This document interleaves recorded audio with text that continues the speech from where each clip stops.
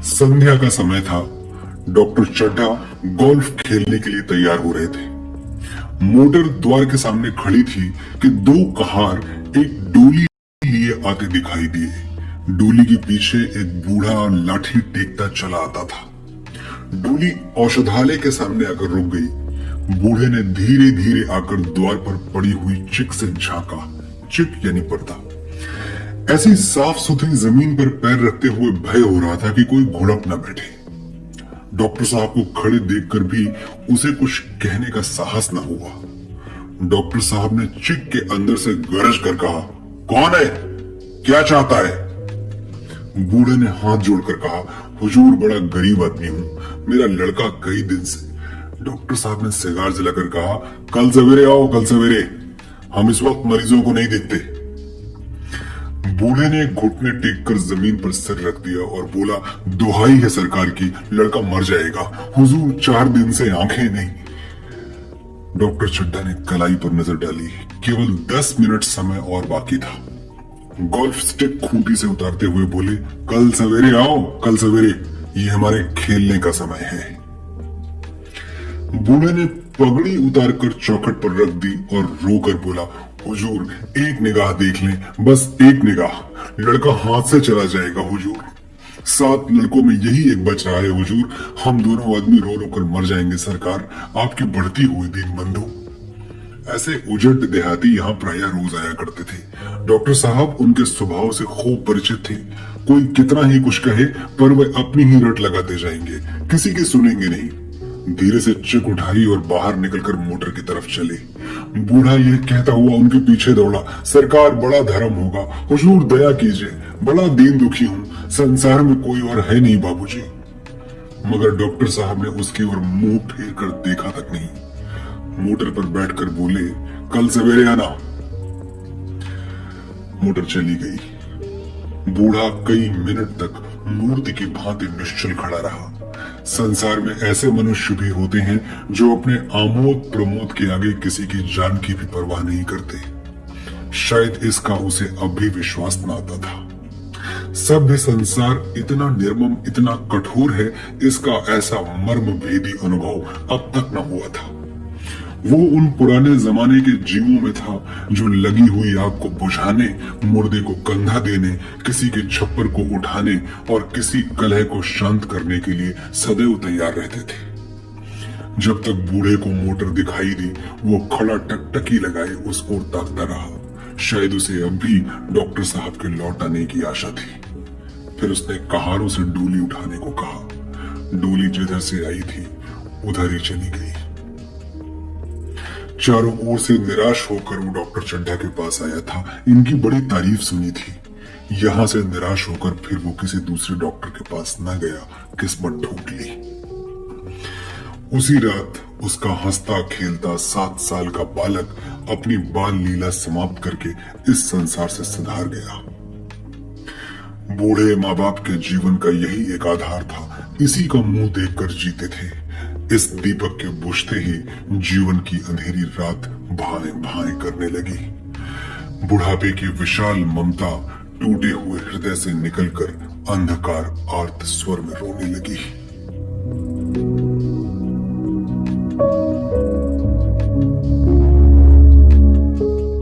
कई साल गुजर गए। डॉक्टर चड्ढा ने खूब यश और धन कमाया, लेकिन इसके साथ ही अपने स्वास्थ्य की रक्षा भी की, जो एक असाधारण बात थी। ये उनके नियमित जीवन का आशीर्वाद था कि 50 वर्ष की अवस्था में भी उनकी चुस्ती और फुर्ती युवकों को भी लज्जित करती थी। उनके हर एक काम का समय नियत था। इस नियम से वो जो भर भी न टलते थे। बहुधा लोग स्वास्थ्य के नियमों का पालन उस समय करते हैं जब रोगी हो जाते हैं। डॉक्टर चड्ढा उपचार और संयम का रहस्य खूब समझते थे। उनकी संतान संध्या भी इसी नियम के अधीन थी। उनके केवल 2 बच्चे हुए, एक लड़का और एक लड़की। तीसरी संतान न हुई, इसीलिए श्रीमती चड्ढा भी अभी जवान मालूम होती थी। लड़की का तो विवाह हो चुका था। लड़का कॉलेज में पढ़ता था। वही माता पिता के जीवन का आधार था। शील और विनय का पुतला, बड़ा ही रसिक, बड़ा ही उदार, विद्यालय का गौरव, युवक समाज की शोभा। मुखमंडल से तेज की छटा सी निकलती थी। आज उसकी 20वीं सालगिरह थी। संध्या का समय था। हरी हरी घास पर कुर्सियां बिछी हुई थीं। शहर के रईस और हुक्काम एक तरफ, कॉलेज के छात्र दूसरी तरफ बैठे भोजन कर रहे थे। बिजली के प्रकाश से सारा मैदान जगमगा रहा था। आमोद प्रमोद का सामान भी जमा था। छोटा सा प्रहसन खेलने की तैयारी थी। ये प्रहसन स्वयं कैलाश नाथ ने लिखा था। वही मुख्य एक्टर भी था। इस समय वो एक रेशमी कमीज पहने, नंगे सिर नंगे पांव इधर उधर से मित्रों की आवभगत में लगा हुआ था। कोई पुकारता, कैलाश जरा इधर आना। कोई उधर से बुलाता, कैलाश क्या उधर ही रहोगे। सभी उसे छेड़ते थे, चुगली करते थे। बेचारे को जरा दम मारने का अवकाश न मिलता था। सहसा एक रमणी ने उसके पास आकर पूछा, क्यों कैलाश, तुम्हारे सांप कहाँ है? जरा मुझे दिखा दो। कैलाश ने उससे हाथ मिलाकर कहा, मृणालिनी इस वक्त क्षमा करो, कल दिखा दूंगा।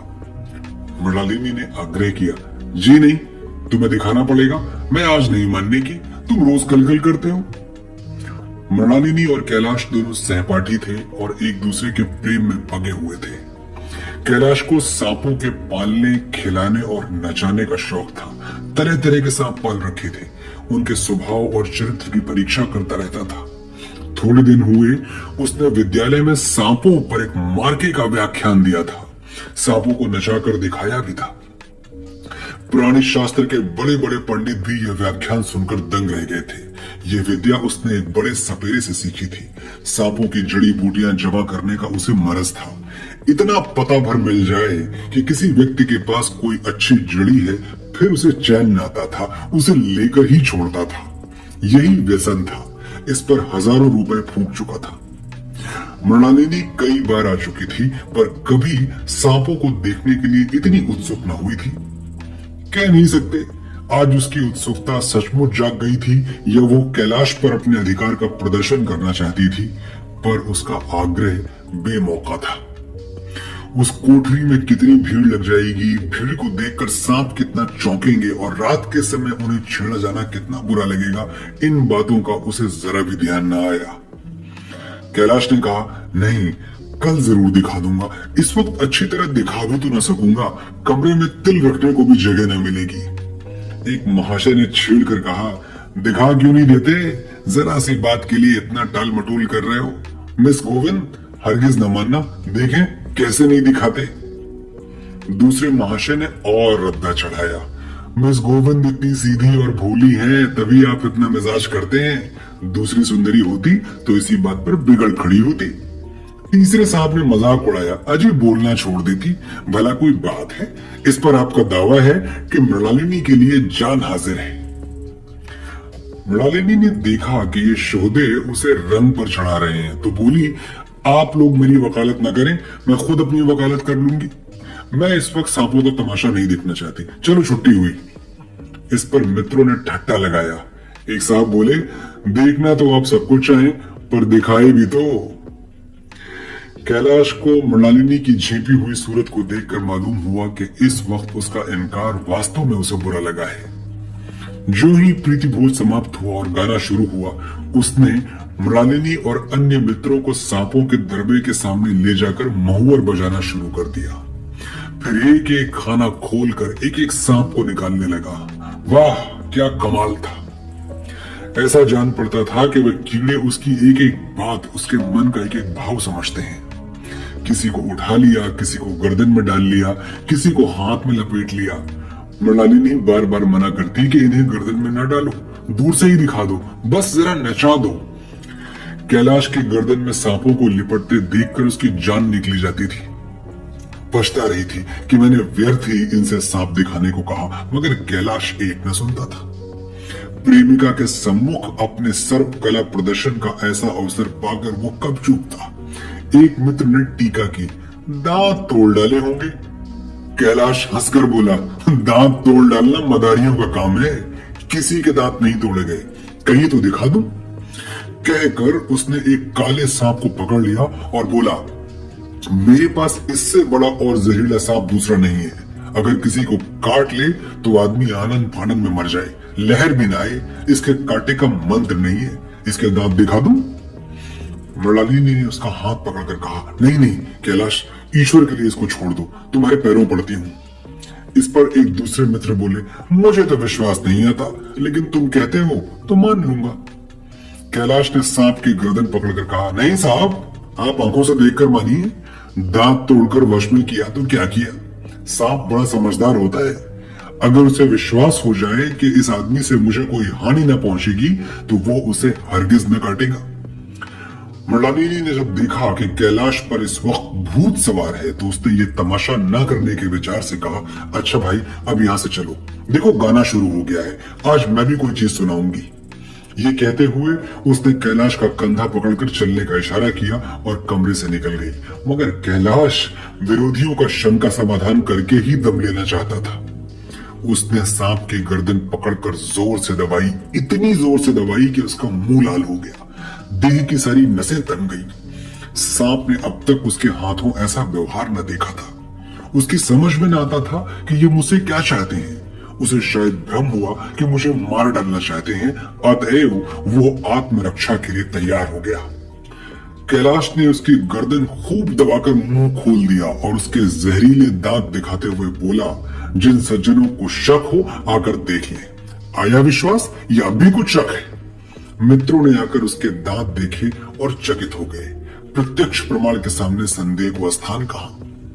मित्रों का शंका निवारण करके कैलाश ने सांप की गर्दन ढीली कर दी और उसे जमीन पर रखना चाहा, पर वो काला गेहूं बन क्रोध से पागल हो रहा था। गर्दन नरम पड़ते ही उसने सिर उठाकर कैलाश की उंगली में जोर से काटा और वहां से भागा। कैलाश की उंगली से टप टप खून टपकने लगा। उसने जोर से उंगली दबा ली और अपने कमरे की तरफ दौड़ा। वहां मेज की दराज में एक जड़ी रखी हुई थी, जिसे पीस कर लगा देने से घातक विष भी रफू हो जाता था। मित्रों में हलचल पड़ गई। बाहर महफिल में भी खबर हुई। डॉक्टर साहब घबरा कर दौड़े। फौरन उंगली की जड़ कसकर बांधी गई और जड़ी पीसने के लिए दी गई। डॉक्टर साहब जड़ी के कायल न थे। वो उंगली का डसा हुआ भाग नश्तर से काट देना चाहते थे, मगर कैलाश को जड़ी पर पूर्ण विश्वास था। मृणालिनी पियानो पर बैठी हुई थी। ये खबर सुनते ही दौड़ी और कैलाश की उंगली से टपकते हुए खून को रुमाल से पोंछने लगी। जड़ी पीसी जाने लगी, पर उसी 1 मिनट में कैलाश की आंखें झपकने लगी, होंठों पर पीलापन दौड़ने लगा, यहां तक कि वो खड़ा भी न रह सका, फर्श पर बैठ गया। सारे मेहमान कमरे में जमा हो गए। कोई कुछ कहता था, कोई कुछ। इतने में जड़ी पीस कर आ गई। मृणालिनी ने उंगली पर लेप किया। 1 मिनट और बीता। कैलाश की आंखें बंद हो गईं। वो लेट गया और हाथ से पंखा झलने का इशारा किया। माँ ने दौड़कर उसका सिर गोद में रख लिया और बिजली का टेबल फैन लगा दिया। डॉक्टर साहब ने झुककर पूछा, कैलाश तबीयत कैसी है? कैलाश ने धीरे से हाथ उठा लिए, पर कुछ बोल न सका। मृणालिनी ने करुण स्वर में कहा, क्या जड़ी कुछ असर न करेगी? डॉक्टर साहब ने सिर पकड़कर कहा, क्या बताऊं, मैं इसकी बातों में आ गया। अब तो नश्तर से भी कुछ फायदा न होगा। आधे घंटे तक यही हाल रहा। कैलाश की दशा प्रतिक्षण बिगड़ती जाती थी, यहाँ तक कि उसकी आंखें पथरा गईं, हाथ पांव ठंडे पड़ गए, मुख की कांति मलिन पड़ गई, नाड़ी का कहीं पता नहीं। मौत के सारे लक्षण दिखाई देने लगे। घर में कोहराम मच गया। मृणालिनी एक ओर सिर पीटने लगी। माँ अलग पछाड़े खाने लगी। डॉक्टर चड्ढा को मित्रों ने पकड़ लिया, नहीं तो वो नश्तर अपनी गर्दन पर मार लेते। एक महाशय बोले, कोई मंत्र झाड़ने वाला मिले तो संभव है अब भी जान बच जाए। एक मुसलमान सर्जन ने इसका समर्थन किया, अरे साहब, कब्र में पड़ी हुई लाशें जिंदा हो गई हैं, ऐसे ऐसे बाकमाल पड़े हुए हैं। डॉक्टर चड्ढा बोले, मेरी अक्ल पर पत्थर पड़ गया था कि इसकी बातों में आ गया। नश्तर लगा देता तो ये नौबत ही क्यों आती। बार बार समझाता रहा कि बेटा सांप ना पालो, मगर कौन सुनता था। बुलाइए किसी झाड़ फूक करने वाले को ही बुलाइए, मेरा सब कुछ ले ले, मैं अपनी सारी जायदाद उसके पैरों पर रख दूंगा, लंगोटी बांधकर घर से निकल जाऊंगा, मगर मेरा कैलाश, मेरा प्यारा कैलाश उठ बैठे। ईश्वर के लिए किसी को बुलवाइए। एक महाशय का किसी झाड़ने वाले से परिचय था। वो दौड़कर उसे बुला लाए, मगर कैलाश की सूरत देखकर उसे मंत्र चलाने की हिम्मत न पड़ी। बोला, अब क्या हो सकता है सरकार, जो कुछ होना था हो चुका। अरे मूर्ख, ये क्यों नहीं कहता कि जो कुछ होना था वो नहीं हो सका। माँ बाप ने बेटे का सेहरा कहाँ देखा। मृणालिनी का कामना तरु क्या पल्लव और पुष्प से रंजित हो उठा। मन के वो स्वर्ण स्वप्न जिनसे जीवन आनंद का स्रोत बना हुआ था क्या पूरे हो गए? जीवन के नृत्य में तारिका मंडित सागर में आमोद की बहार लूटते हुए क्या उनकी नौका जलमग्न नहीं हो गई? जो ना होना था वो हो गया। वही हरा भरा मैदान था, वही सुनहरी चांदनी एक निःशब्द संगीत की भांति प्रकृति पर छाई हुई थी। वही मित्र समाज था, वही मनोरंजन के सामान थे, मगर जहां हास्य की ध्वनि थी वहां करुण क्रंदन और अश्रु प्रवाह था।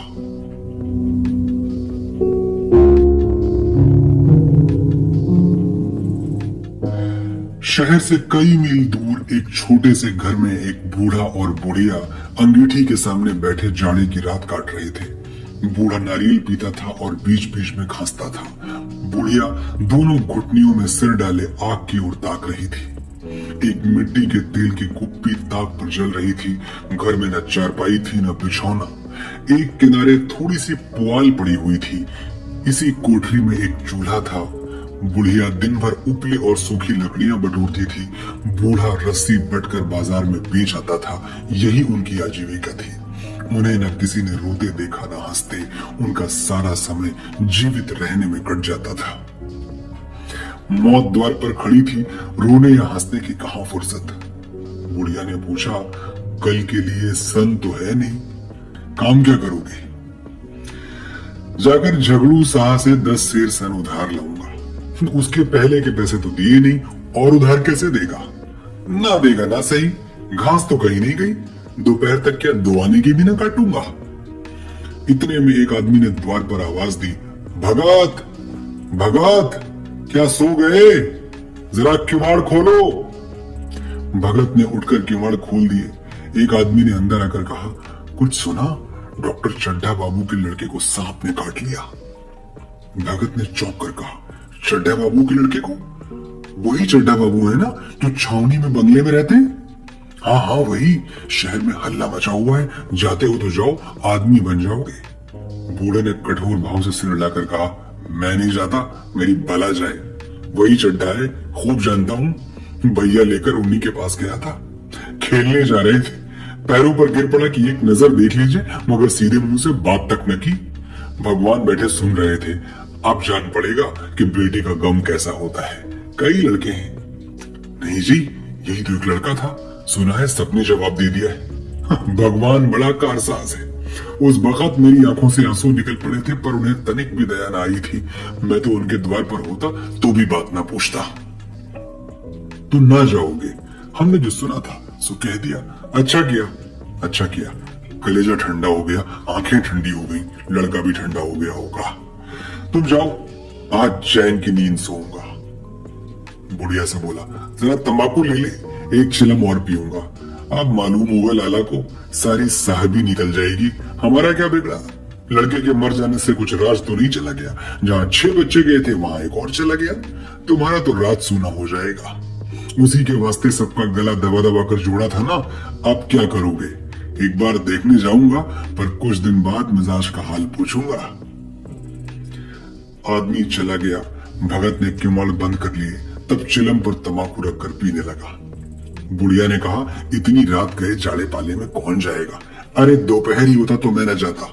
सवारी दरवाजे पर लेने आती तो भी न जाता। भूल नहीं गया हूं, पन्ना की सूरत आंखों में फिर रही है। इस निर्दयी ने उसे एक नजर देखा तक नहीं। क्या मैं न जानता था कि वो ना बचेगा? खूब जानता था। चड्ढा भगवान नहीं थे कि उनके एक निगाह देख लेने से अमृत बरस जाता। नहीं, खाली मन की दौड़ थी। अब किसी दिन जाऊंगा और कहूंगा, क्यों साहब कहिए, क्या रंग है?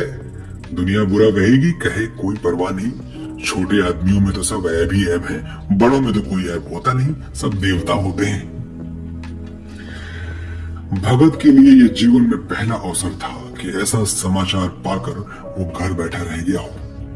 80 वर्ष के जीवन में ऐसा कभी ना हुआ था कि सांप की खबर पाकर वो दौड़ न गया हो। माघ पूस की अंधेरी रात, चैत बैसाख की धूप और लू, सावन भादों की चढ़ी हुई नदी और नाले, किसी की उसने कभी परवाह न की। वो तुरंत घर से निकल पड़ता था, निस्वार्थ, निष्काम। लेन देन का विचार कभी दिल में आया ही नहीं। जान का मूल कौन दे सकता है? ये एक पुण्य कार्य था। सैकड़ों निराशों को उसके मंत्रों ने जीवन दान दे दिया था, पर आप वो घर से कदम नहीं निकाल सका। ये खबर सुनकर सोने जा रहा था। बुढ़िया ने कहा, तमाकू अंगीठी के पास रखी हुई है, उसके भी आज 2.5 पैसे हो गए, देती ही ना थी। बुढ़िया ये कहकर लेटी। बूढ़े ने कुप्पी बुझाई, कुछ देर खड़ा रहा, फिर बैठ गया। अंत को लेट गया, पर यह खबर उसके हृदय पर बोझे की भांति रखी हुई थी। उसे मालूम हो रहा था उसकी कोई चीज खो गई है, जैसे सारे कपड़े गीले हो गए हैं या पैरों में कीचड़ लगा हुआ है, जैसे कोई उसके मन में बैठा हुआ उसे घर से निकलने के लिए कुरेद रहा है। बुढ़िया जरा देर में खर्राटे लेने लगी। भगत उठा, अपनी लकड़ी उठा ली और धीरे से किवाड़ खोले। बुढ़िया ने पूछा, कहाँ जाते हो? कहीं नहीं, देखता था कि कितनी रात है, अभी बहुत रात है, सो जाओ। नींद नहीं आती। नींद कहाँ आवेगी, मन तो चड्ढा के घर पर लगा हुआ है। चड्ढा ने मेरे साथ कौन सी नेकी कर दी है जो वहां जाऊं? वो आकर पैरों पड़े तो भी ना जाऊं? उठे तो तुम इसी इरादे से हो। नहीं री, ऐसा पागल नहीं हूं कि जो मुझे कांटे बोए उसके लिए फूल बोता फिरूं। बुढ़िया फिर सो गई। भगत ने किवाड़ लगा दिए और फिर आकर बैठा, पर उसके मन की कुछ ऐसी दशा थी जो बाजे की आवाज कान में पड़ते ही उपदेश सुनने वालों की होती है। आंखें चाहे उपदेशक की ओर हों, पर कान बाजे ही की ओर होते हैं। दिल में भी बाजे की ध्वनि गूंजती रहती है। शर्म के मारे जगह से नहीं उठता। निर्दयी प्रतिघात का भाव भगत के लिए उपदेशक था, पर हृदय उस अभागे युवक की ओर था जो इस समय मर रहा था, जिसके लिए एक एक पल का विलंब घातक था।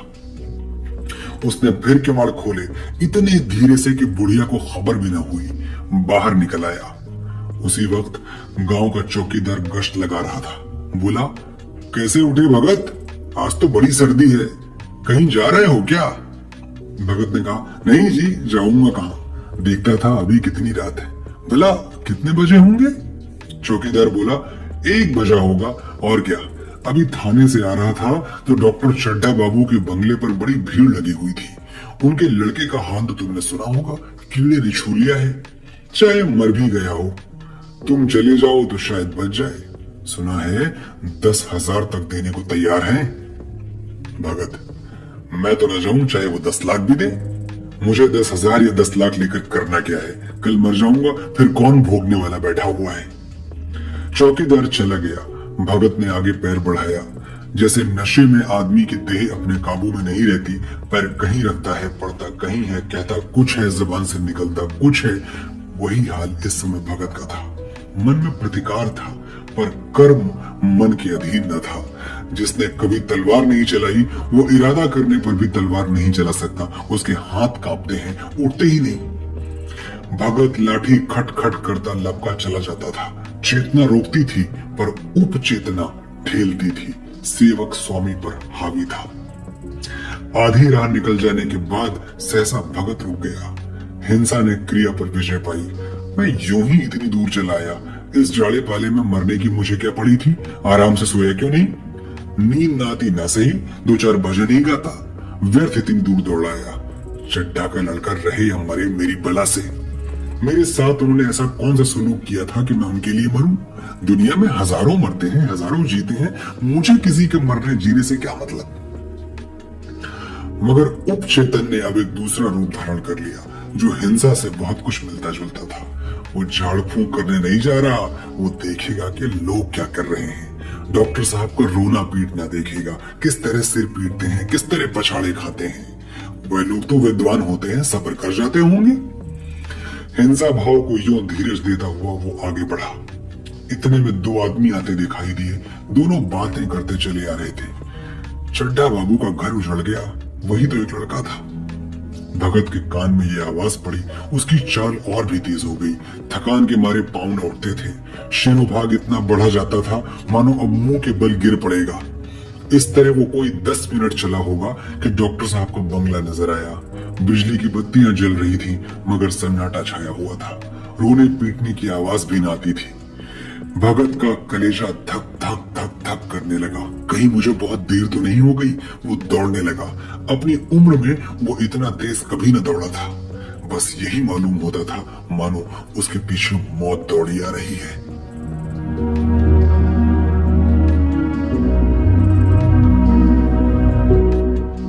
दो बज गए थे। मेहमान विदा हो गए। रोने वालों में केवल आकाश के तारे रह गए थे और सभी रो रो कर थक गए थे। बड़ी उत्सुकता के साथ लोग रह रहकर आकाश की ओर देखते थे कि किसी तरह सुबह हो और लाश गंगा की गोद में बहा दी जाए। सहसा भगत ने द्वार पर पहुंचकर आवाज दी। डॉक्टर साहब समझे कोई मरीज आया होगा। किसी और दिन उन्होंने इस आदमी को दुत्कार दिया होता, मगर आज बाहर निकल आए। देखा एक बूढ़ा आदमी खड़ा है, कमर झुकी हुई, पोपला मुंह, भौहें तक सफेद हो गई थी, लकड़ी के सहारे कांप रहा था। बड़ी नम्रता से बोले, क्या है भाई, आज तो हमारे ऊपर ऐसी मुसीबत पड़ गई है कि कुछ कहते नहीं बनता। फिर कभी आना। इधर 1 महीना तक तो शायद मैं किसी भी मरीज को न देख सकूंगा। भगत ने कहा, सुन चुका हूँ बाबूजी, इसीलिए आया हूँ। भैया कहाँ है, जरा मुझे दिखा दीजिए। भगवान बड़ा कारसाज है, मुर्दे को भी जला सकता है। कौन जाने अब भी उसे दया आ जाए। चड्ढा ने व्यथित स्वर से कहा, चलो देख लो, मगर 3-4 घंटे हो गए। जो कुछ होना था हो चुका। बहुतीरे झाड़ने फूकने वाले देख देख कर चले गए। डॉक्टर साहब को आशा तो क्या होती, हाँ बूढ़े पर दया आ गई। अंदर ले गए। भगत ने लाश को 1 मिनट तक देखा, तब मुस्कुरा कर बोला, अभी कुछ नहीं बिगड़ा है बाबूजी। यदि नारायण चाहेंगे तो आधे घंटे में भैया उठ बैठेंगे। आप नाहक दिल छोटा कर रहे हैं। जरा कहारों से कहिए पानी तो भरे। कहारों ने पानी भर भर कर कैलाश को नहलाना शुरू किया। पाइप बंद हो गया था। कहारों की संख्या अधिक न थी, इसलिए मेहमानों ने अहाते के बाहर के कुएं से पानी भर भर कर कहारों को दिया। मृणालिनी कलासा लिए पानी ला रही थी। बूढ़ा भगत खड़ा मुस्कुरा मुस्कुरा कर मंत्र पढ़ रहा था, मानो विजय उसके सामने खड़ी है। जब एक बार मंत्र समाप्त हो जाता, वो एक जोड़ी कैलाश के सिर पर डालता और न जाने कितनी बार मंत्र फूंकता। आखिर जब उषा ने अपनी लाल लाल आंखें खोली तो कैलाश की भी लाल लाल आंखें खुल गईं। एक क्षण में उसने अंगड़ाई ली और पानी पीने को मांगा। डॉक्टर चड्ढा ने दौड़कर नारायणी को गले लगा लिया। नारायणी दौड़कर भगत के पैरों पर गिर पड़ी और मृणालिनी कैलाश के सामने आंखों में आंसू भरे पूछने लगी, अब कैसी तबीयत है? एक क्षण में चारों तरफ खबर फैल गई। मित्रगण मुबारकबाद देने आने लगे। डॉक्टर साहब बड़े श्रद्धा भाव से हर एक के सामने भगत का यश गाते फिरते थे। सभी लोग भगत के दर्शनों के लिए उत्सुक हो उठे, मगर अंदर जाकर देखा तो भगत का कहीं पता न था। नौकरों ने कहा, अभी तो यहीं बैठे चिलम पी रहे थे। हम लोग तमाकू देने लगे तो नहीं ली, अपने पास से तमाकू निकाल कर भरी। यहाँ तो भगत की चारों ओर तलाश होने लगी और भगत लपका हुआ घर चला जा रहा था कि बुढ़िया के उठने से पहले पहुंच जाऊं। जब मेहमान लोग चले गए तो डॉक्टर साहब ने नारायणी से कहा, बुढ़ा न जाने कहां चला गया, एक चिरम तमाकू का भी रवादार न हुआ। नारायणी, मैंने तो सोचा था इसे कोई बड़ी रकम दूंगी। चड्ढा, रात को तो मैंने नहीं पहचाना, पर जरा साफ हो जाने पर पहचान गया। एक बार ये एक मरीज को लेकर आया था। मुझे अब तक याद है कि मैं खेलने जा रहा था और मरीज को देखने से इनकार कर दिया था। अब उस दिन की बात याद करके मुझे जितनी ग्लानि हो रही है उसे प्रकट नहीं कर सकता। मैं उसे अब खोज निकालूंगा और उसके पैरों पर गिरकर अपना अपराध क्षमा कराऊंगा। वो कुछ लेगा नहीं, ये जानता हूँ। उसका जन्म यश की वर्षा करने के लिए ही हुआ है। उसकी सज्जनता ने मुझे ऐसा आदर्श दिखा दिया है जो अब से जीवन पर्यंत मेरे सामने रहेगा।